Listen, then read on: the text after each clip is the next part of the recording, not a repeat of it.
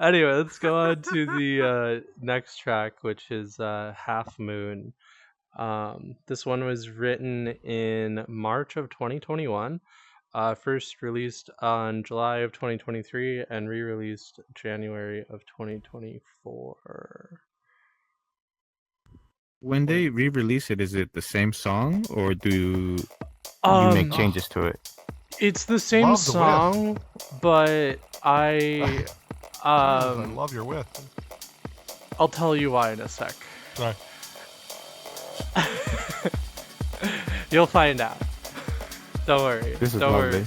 Don't worry. I can already feel a groove right away. Like you set the groove right away.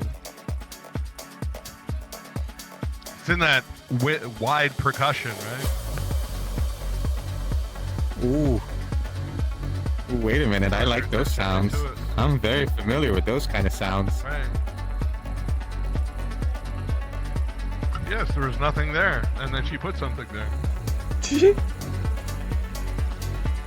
Oh my God, Aural, Like, you need to this play hole it where you more want of this, something. please. So I'll put something in it. Please. God damn, this is so sexy.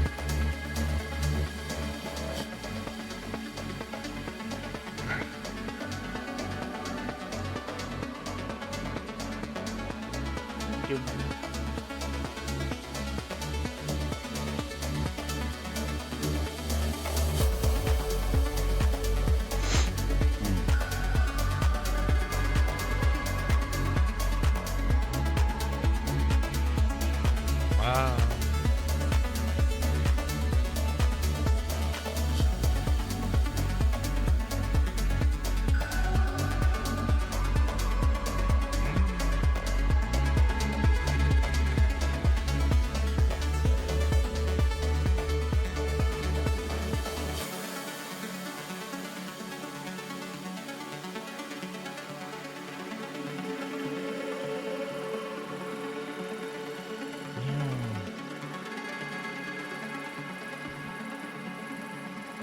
This has all the things I love. All of it.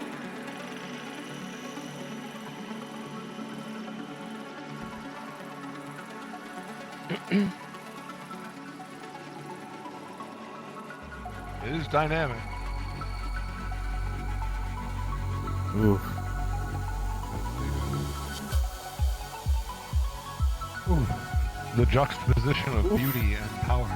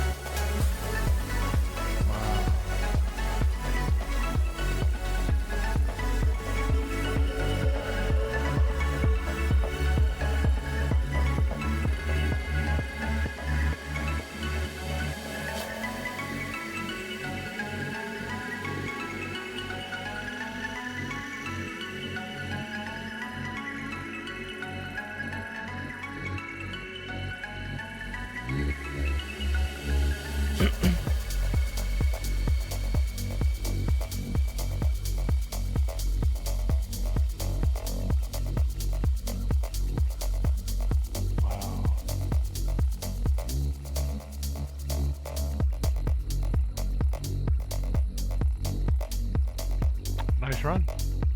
Yeah. Come on. Thank you. Beautiful. Thank you. Gorgeous. Good job. Yeah, I'm gonna go ahead and hand that out, and it's gonna be across the room because I'm gonna go get while they're picking it up, I was saying it's the juxtaposition of beauty and power. Okay, yeah, check it so out. this one actually has like quite a lot going into it. So this track, you'll note the date was March of 2021. Can't I see it. started playing VR chat in January of 2021, and so this track Beautiful. is kind of like the homie track. So the Uh-huh. first world I Okay. went to after finding like an avatar was called Half Moon Bay, and during the pandemic, this world was being used by the Microdose VR community, which is a project by Android Jones. Um, I know and that. I actually ended up joining VR chat like through his Beautiful. community because I saw people, or I saw Wookie Dubs actually posting that he was DJing in here, and I was like, I want to do that, and somebody else was like, yeah, come in, like we'll show you around. Um, so my very first day in VR chat, I was just roped into the club scene, like no bullshit. Um, Wow. Nice. yeah, yeah, yeah, We absolutely. hid and then got roped in. So like this is named after the world that I played my first set in. And like every full moon they would have like a live stream with like the Oh. DJs that they were working with through the Microdose project, and then they would have like the VR DJs afterwards.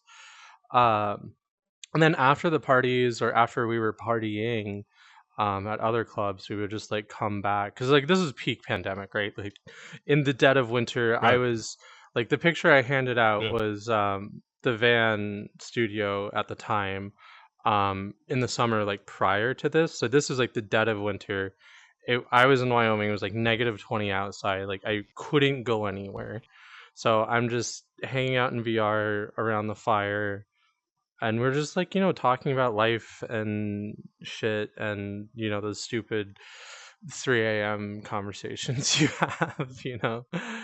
um and it was like kind of a track about the first home I guess I made in VR. Unfortunately it's gone. I think the world got taken Oh. down at some point, so um yeah, but most Our of the first people. home is Kaleidos Sky. I think we got better odds. Yeah, you'll be fine. Club Orion and Kaleidos Sky. We just hid in Club Orion, and then Kaleidos Sky opened us up. It's like, oh, well, this is fabulous. There you go. But yeah, some of the people that were involved back then are still here. Actually, a lot of them are still here. Only like one or two of them have disappeared, and we've all kind of like splintered off into different corners of the scene in Yeah. here. Some have changed their username, some just their avatar. Um, but yeah, there's just like a lot of memories associated with that time period, and that track specifically. Um, yeah, so how I made this track, it was kind of the first time I made something like in front of like a group of people.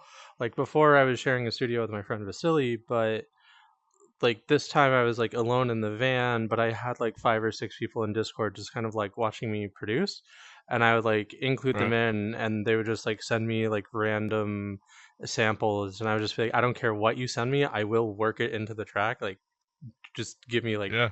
10 minutes, like we'll figure it out. Um Right. Nice. and so I think like at one point we We're doing this shit. found like a gypsy woman singing like horribly out of tune, and I just like exploded that into a bunch of different grains, and then made like a whole soundscape that I think eventually Nice. got Did you do like tuned. what'd you do? Did you vowels or consonants? I used a combination of Ableton's texture warp mode and manually drawing in envelopes for the flux and the grain size. And then on Okay. top of that, I think some more reverb and crystallizer from Sound Toys. Okay. Yeah, Sound toys again.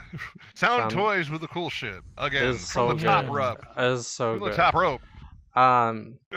The main melody of this track was He inspired. grabbed a folding chair. The main melody of this track was inspired by the Guy Barone remix of Nana by Orcadia, and in Guy's remix he used a 5/4 over 4/4 polymeter, and so his melody was like 5/4s ascending up, which essentially I just copied and then bumped it up, bumped like the whole key up, like one half step. Yeah. Why not? Yeah, Sure. just like why not? It's fine. Like his Sure. track is like more hypnotic works. and driving, and like my track is more like shorter and euphoric. Oh, I dig it. It's like I don't like where my kicks are I don't like where my kicks are landing. I'm moving this thing up. Yeah, exactly. Like we're gonna take a day to transpose this because the kicks suck with it. But yeah, there's like it. I would also make the distinction between like polyrhythm and polymeter because like a lot of people get this confused. Like a polyrhythm is when you have two different tempos playing on top of each other, and then a polymeter is when you have two different time signatures playing on top of each other. So in this case, because it's 5/4 over 4/4, everything is still like perfectly in time on the quarter notes, but the loops don't connect back around until 20 bars. Yeah. Right. Yeah. So what was it? 3/4 and 4/4 is like 12. 12 Yeah. 3/4 is. Yeah. No, it's 12.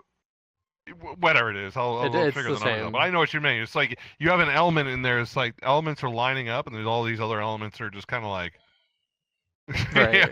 disjointed for the rest of the project. Yeah. I mean, 7/4 over 4/4 is also really fun. Oh Jesus!